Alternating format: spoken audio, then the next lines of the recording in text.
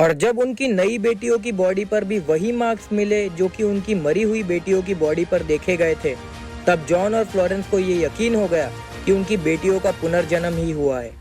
ये बात है इंग्लैंड के हिग्जाम शहर की, जहाँ पर जॉन पोलॉक और फ्लोरेंस पोलॉक अपने 4 बच्चों के साथ रहते थे, जो कि चारों ही लड़के थे।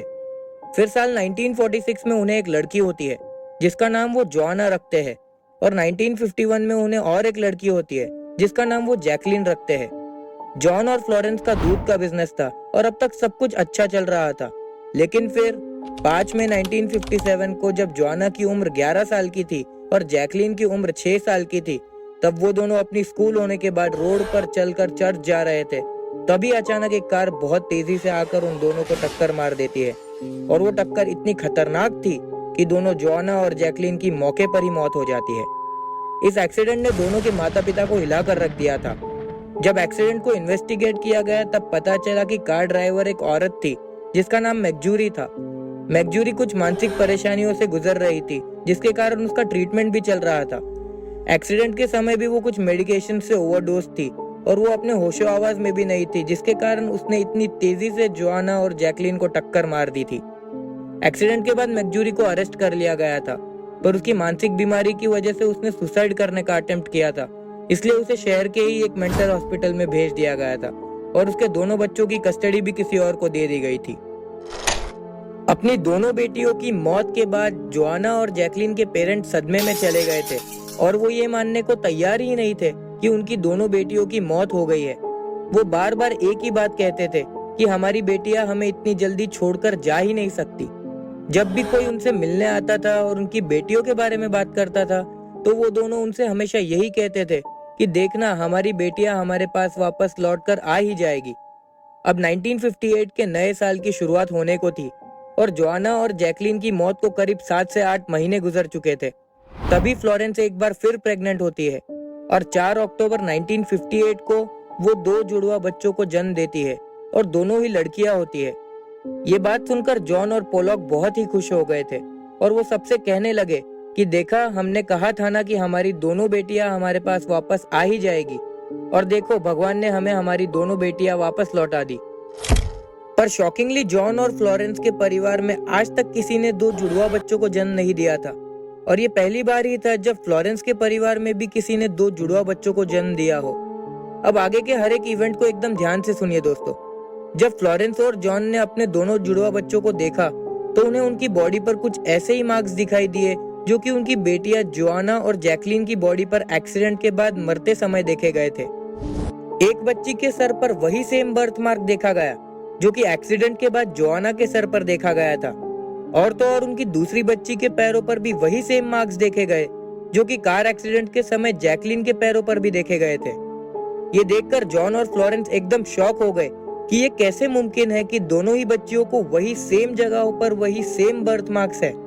जब जोआना और जैकलिन की मौत हुई थी तब लोग उनके पेरेंट्स फ्लोरेंस और जॉन को कहने लगे थे कि आप लोग ये शहर छोड़कर कहीं दूर चले जाओ, क्योंकि यहाँ पर आपको आपकी दोनों बेटियों की और उस कार एक्सीडेंट की ही याद आती रहेगी। तो ये बात उनको भी समझ आई और वो अपना शहर छोड़कर कहीं और शिफ्ट हो गए थे। उनकी ट्विन्स बेटियों का नाम उन्होंने जिलियन और जेनिफर रखा था, और अब वो दोनों 4 साल की हो गई थी, और 1962 में वो अपनी दोनों ही बेटियों के साथ फिर अपने पुराने शहर हेक्साम आ गए थे। अब जब हेक्साम में वो अपने घर में एंटर हुए तब उनकी दोनों ही बेटियां पैदल चलकर ठीक उसी रूम में गई जहां पर जोआना और जैकलिन रहा करती थी। हैरान करने वाली बात तो ये थी कि उस घर में बहुत से दूसरे कमरे भी थे, पर दोनों जिलियन और जेनिफर उसी रूम में गई जहां पर उनकी दोनों बहनें रहा करती थी। उनके पेरेंट्स ये देखकर बहुत शॉक हो गए, क्योंकि ये दोनों ही ट्विन्स बेटियां इस घर में पहली बार आई थी, बट ऐसा लग रहा था कि वो दोनों पहले से ही आ रहा करती है। अब इसके बाद कुछ ऐसा होता है कि दोनों फ्लोरेंस और जॉन को यकीन हो जाता है कि उनकी दोनों बेटियों का पुनर्जन्म ही हुआ है। उनकी दोनों ट्विन्स बेटियां अचानक उसी कमरे में जाती है जहां पर जोआना और जैकलिन के टॉयज रखे हुए थे, और दोनों ने अपने फेवरेट टॉयज उठा लिए और आपस में बांट लिए, जैसे कि जोआना और जैकलिन करते थे। और आप ये सुनकर चौंक जाएंगे कि वो दोनों उन टॉयज को बिल्कुल उसी नाम से बुला रही थी जिससे कि जोआना और जैकलिन भी बुलाया करते थे। ये देखकर उनके पेरेंट्स शॉक हो गए, क्योंकि ये बिल्कुल भी पॉसिबल ही नहीं था। और ना कि उन्होंने कभी भी अपने ट्विंस बच्चों को अपनी दोनों बहनों की मौत के बारे में बताया था। अब जब उन्होंने इस बात के बारे में लोगों को बताया तो लोगों को भी यकीन होने लगा कि ये पक्का उनकी बेटियों का पुनर्जन्म ही है। और अब सभी लोग उनकी दोनों बेटियों पर और भी ज्यादा ध्यान रखने लगे थे, ये देखने के लिए कि उन दोनों में अपनी बहनों की और क्या क्या सिमिलैरिटीज है। जॉन और फ्लोरेंस जब एग्जाम में उनकी ट्विंस बेटियों को बाहर घुमाने लेकर जाते थे, तब वो रास्ते पर किसी भी कार को देखकर रोने लग जाती थी, मानो उस हादसे की यादें आज भी उनके दिमाग में ताजा है। उन्हें वो बहुत बार शांत कराने की कोशिश करते थे, पर कार्स को देखकर वो अक्सर रोने लग जाती थी। जब भी वो उस स्कूल को देखते थे जिसमें कि जोआना और जैकलीन पढ़ा करती थी, तब वो दोनों कहती थी कि ये हमारी ही स्कूल है और हमें इस स्कूल में जाना है। और तो और उन्हें एग्जाम शहर के सारे पॉपुलर लैंडमार्क्स के बारे में भी पता था, जैसे कि वो दोनों इस शहर में बरसों से रहती हो। जिलियन और जेनिफर उसी प्लेग्राउंड में उसी पेड़ के नीचे जाकर खेलने लगती थी जहाँ पर कुछ सालों पहले उनकी दोनों बहनें जोआना और जैकलीन खेलते थे। ये सब ज्यादा शॉकिंग इसलिए भी था क्योंकि वो दोनों पहली बार इस शहर में आई थी, फिर भी मानो सभी जगहों को बहुत अच्छे से जानती हो। जब जिलियन और जेनिफर रात को सोते थे तो अचानक वो चिल्लाते हुए डर कर उठ जाते थे, और जब उनके पेरेंट्स उनसे इस बारे में पूछते थे तो वो कहते थे कि हमने सपने में एक तेज कार को देखा जो कि हमारी तरफ तेजी से आकर हमें टक्कर मारने की कोशिश करती है। ये सब सुनकर जॉन और फ्लोरेंस के होश उड़ गए और उन्हें समझ गया कि ये वही हादसे की बात करते हैं जो कि कुछ सालों पहले जोआना और जैकलीन के साथ हुआ था, जिसमें कि उनकी मौत हो गई थी। और आज भी वो हादसे की यादें इनके दिमाग में पूरी तरह से ताजा है। अब धीरे धीरे वक्त गुजरता गया और जिलियन और जेनिफर भी बड़ी होने लगी और बहुत सी सेम चीजें उनके साथ भी होती थी जो कि जोआना और जैकलीन के साथ हुई थी। और पुनर्जन्म वाली बात पर उनके माँ बाप का जो विश्वास था वो और भी गहरा होता चला गया। अब 1978 में जिलियन और जेनिफर दोनों 20 साल की हो गई और अब वो सब मेमोरीज जो कि उनके दिमाग में थी उनकी बहनों के रिलेटेड, वो धीरे धीरे खत्म होने लगी और वो दोनों नॉर्मल होकर जीने लगे। अब उन्हें अपने पिछले जन्म का, या यूं कहो कि उनकी बहनों के बारे में वो कुछ याद नहीं रहता था जिसके बारे में वो अब तक बातें किया करती थी।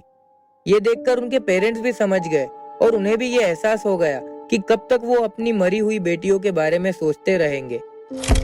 अब वो दोनों, जिलियन और जेनिफर, दोनों को उनकी लाइफ का एक नया स्टार्ट देना चाहते थे और वो दोनों भी खुश होकर रहने लगी थी।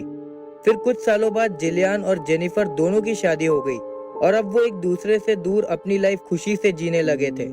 तो ये थी कहानी पोलॉक सिस्टर्स की, जो कि हमें रीइंकार्नेशन या पुनर्जन्म पर यकीन करने पर मजबूर कर देती है।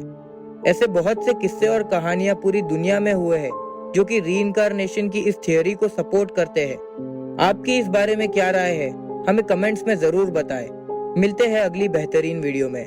जय हिंद।